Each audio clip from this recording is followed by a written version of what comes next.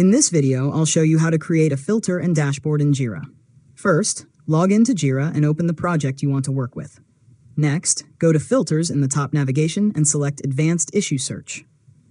Now, use the search fields to choose the issues you want to include, such as project, status, assignee, or priority. After that, switch to JQL if you want more control over the search and enter your criteria. Next, click Search to run the filter and review the results. Now, click Save As and give your filter a clear name, then save it. After that, go to Dashboards and select Create Dashboard. Enter a dashboard name and choose the appropriate sharing settings. Next, open the new dashboard and click Add Gadget. Choose gadgets such as Filter Results, Pie Chart, or Created versus Resolved Chart. Configure each gadget using the filter you created and adjust the settings to display the information you need.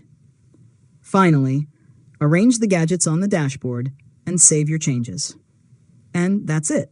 You've successfully learned how to create a filter and dashboard in Jira. If you found this tutorial helpful, make sure to subscribe to Learn Mode Lab for more tutorials.